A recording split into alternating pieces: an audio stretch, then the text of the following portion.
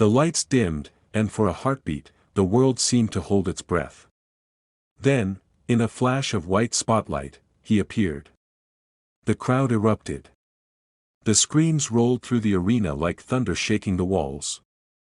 Cameras flashed like lightning, and there he was, Elvis Presley, the king of rock and roll, standing beneath the blinding glow of the stage lights, his jeweled jumpsuit catching every flicker of brilliance. The air trembled with the roar of 20,000 hearts beating as one.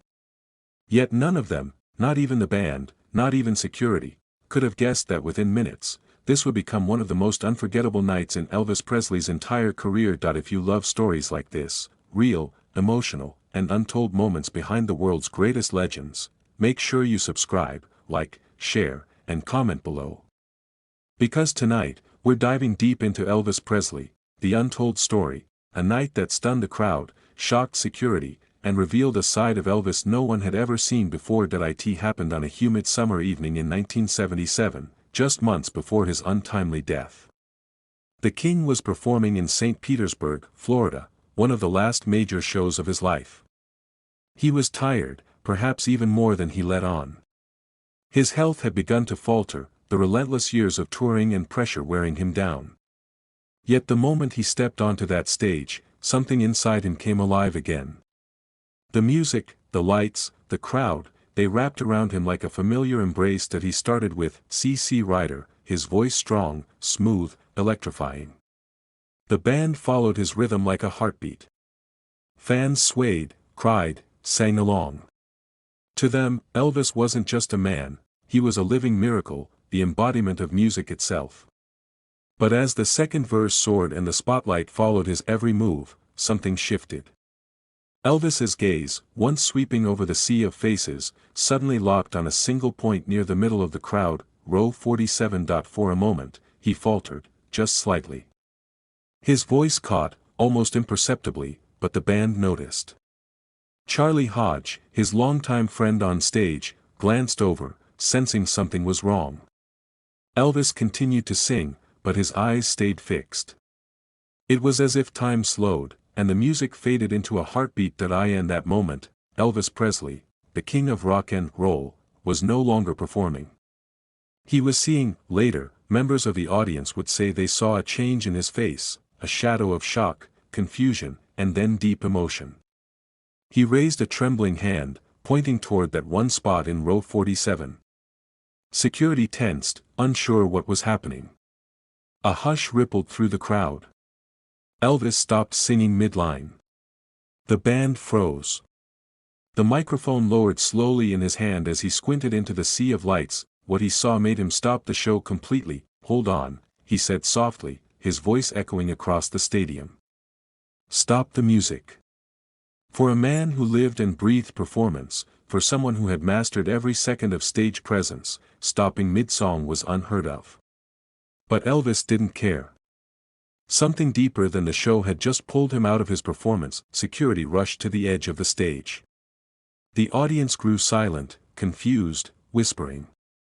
Elvis stepped forward, his gaze unwavering. "There's a man," he said, his voice low but steady. "Right there, in the blue shirt. Somebody get him some help." At first, people thought it was a joke, another bit of Elvis humor. But the look on his face said otherwise. The crowd turned their heads toward row 47, where a man was slumped forward in his seat, motionless. His wife was shaking him, her face pale with terror. Within seconds, medics and guards pushed through the crowd. The music had stopped. The lights dimmed. The laughter, the cheers, the chaos, all gone.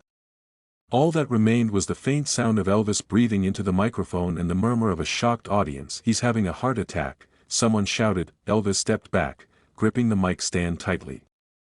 His lips parted, but no words came. He just stood there, watching as the medics tended to the man. He looked heartbroken, almost as if he could feel the man's pain himself. Maybe he did, maybe, in that instant, Elvis Presley wasn't the king, but simply a man watching another life hang in the balance. Minutes passed like hours. The medics worked frantically, and the crowd waited in silence.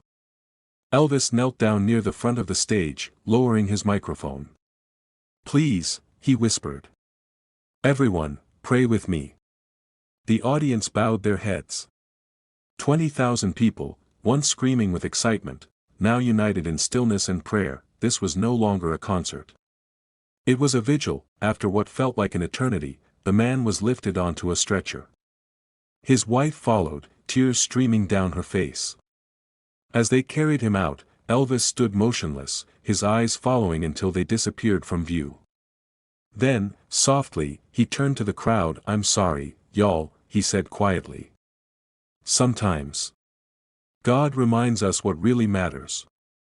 And then, without music, without the flash or the fame, Elvis began to sing, a cappella. The first notes of Peace in the Valley floated through the air, trembling with emotion. His voice cracked once, but he kept going. Every word carried weight, every syllable seemed to come from the deepest part of his soul. People wept openly. Security guards, grown men hardened by years of chaos, were seen wiping tears from their eyes. That it wasn't entertainment anymore, it was communion. When the song ended, the crowd erupted, not in cheers, but in a thunderous, emotional standing ovation. Elvis smiled faintly, but his eyes glistened. He took a deep breath and said, "That's what life's about, love, faith, and each other." Then he nodded to the band, who hesitated before easing back into the next song. But something had changed. The energy in the room had transformed. It wasn't about showmanship anymore. It was about humanity. Later, after the concert, Elvis refused to leave the venue until he got an update about the man in row 47. When the paramedic finally returned and told him that the man had survived, Elvis broke into tears backstage. "Thank the Lord," he whispered. He sent flowers and a handwritten note to the hospital that night, signed simply, E.P. That moment, witnessed by thousands, became one of the most powerful and mysterious chapters in Elvis Presley, the untold story.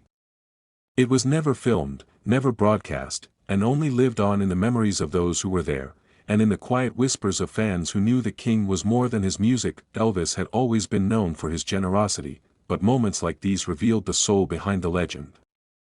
He was the king of rock and roll, yes, but he was also a man of deep compassion, humility, and faith.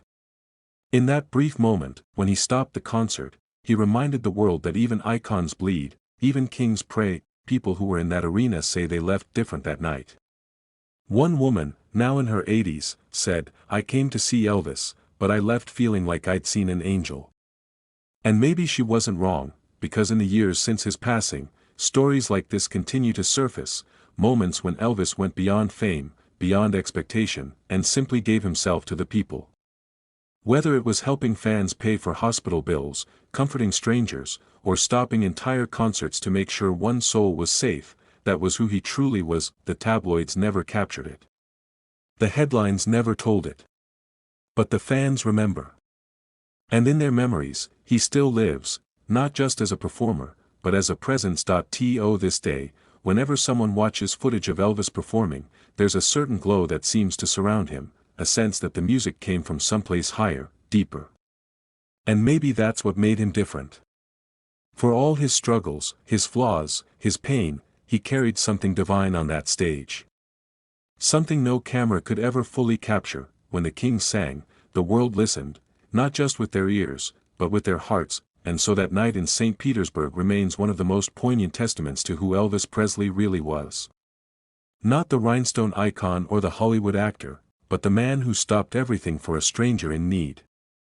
That's Elvis Presley, the untold story, the real king of rock and roll. Backstage, the silence was deafening. The walls of the dressing room glowed with the faint reflection of stage lights, muffled cheers still echoing in the distance.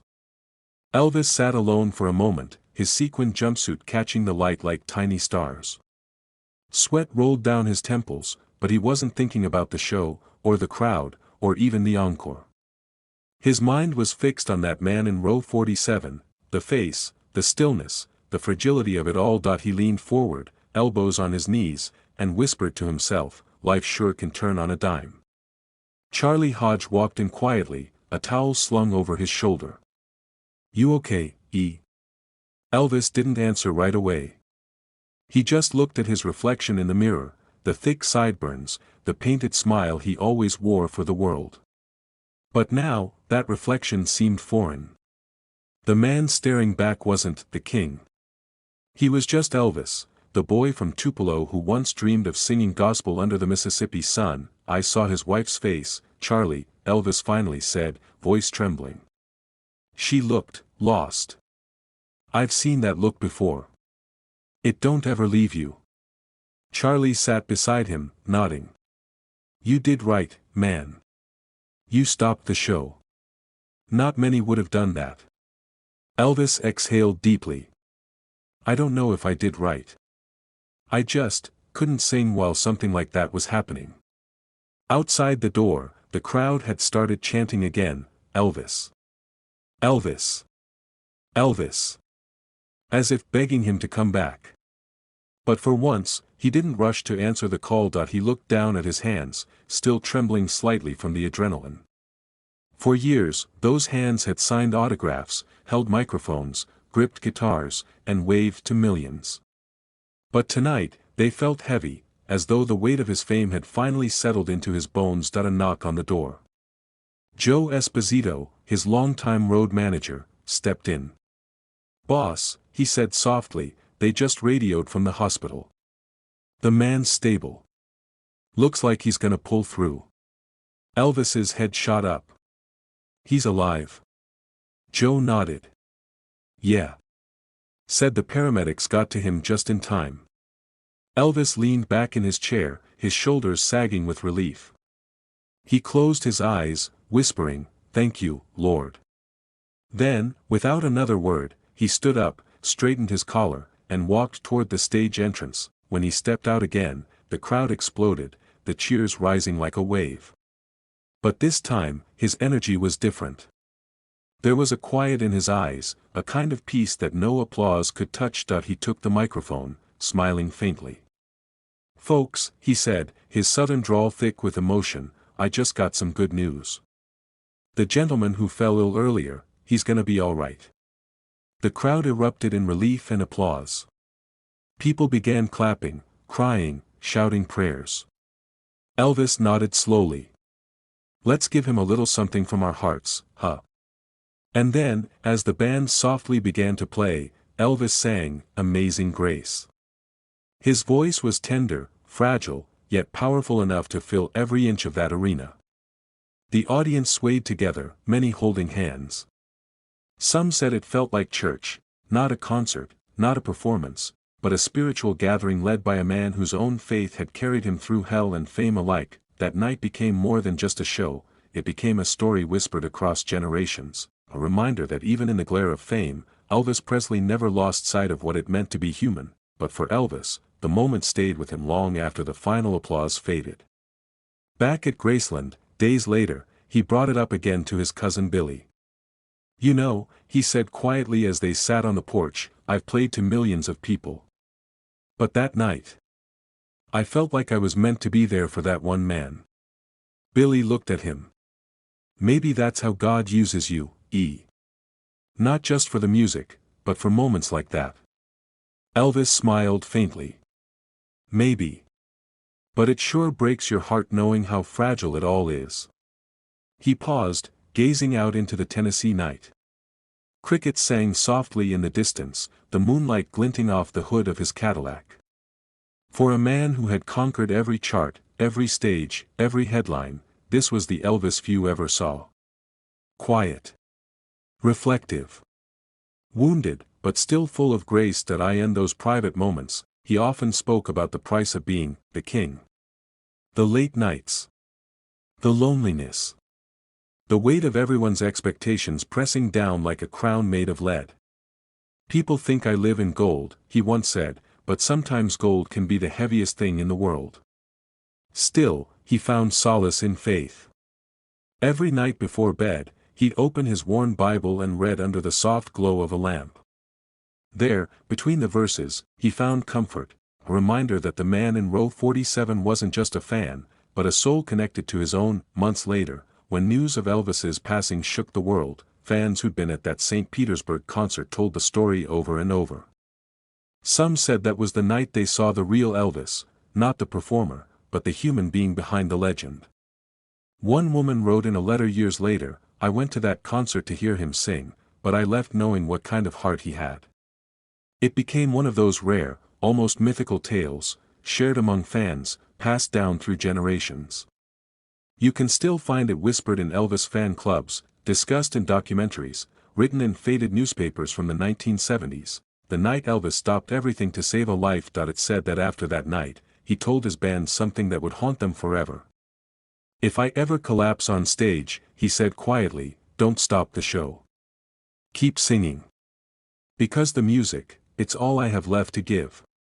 Those words would take on a haunting meaning just months later when he passed away at Graceland, the house that once echoed with laughter, now silent except for the whispers of history. But maybe, in that silence, his spirit still sings, because for all his fame, all his gold records and screaming crowds, the truest measure of Elvis Presley wasn't the number of fans he had, it was how deeply he cared for them. The man in row 47 survived, and years later, he spoke about that night. His name was Harold Jenkins, a retired factory worker from Mobile, Alabama. In an interview before his death in the late 90s, he said, "I remember opening my eyes and seeing Elvis pointing at me. I could barely breathe. But the sound of his voice. I swear it gave me strength. I always said it wasn't just the doctors who saved me that night. It was the king himself." Harold kept a framed photo of Elvis on his nightstand until the day he died, a reminder of the night Grace wore rhinestones. And that's the thing about Elvis Presley, the untold story is not found in the glitter or the spotlight, but in the quiet, sacred spaces where his heart showed through. When you strip away the myth, the fame, the legend, what's left is a man who carried his people in his soul. There's a photo, taken by a fan that night, blurry, half-lit, but hauntingly beautiful.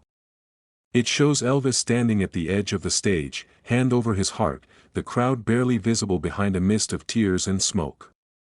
You can see it in his eyes, that mix of sorrow, faith, and gratitude.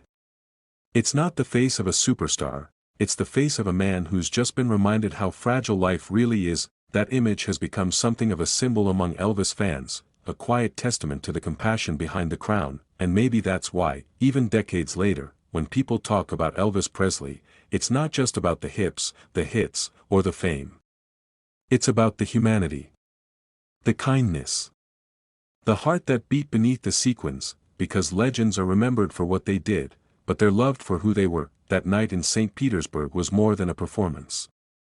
It was a message. A reminder that life is precious, fleeting, and holy in its fragility. Elvis may have been the king of rock and roll, but in that moment, he was something greater, a bridge between music and mercy. If this story moved you, don't let it end here. Subscribe to the channel for more untold stories about the legends who shaped our world.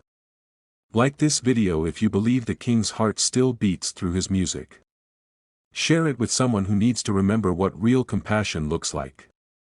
And comment below, tell us what Elvis Presley means to you, because though the man is gone, his light still burns, forever in the music, the memories, and the hearts he touched. The king of rock and roll may have left the building, but his soul never left the stage.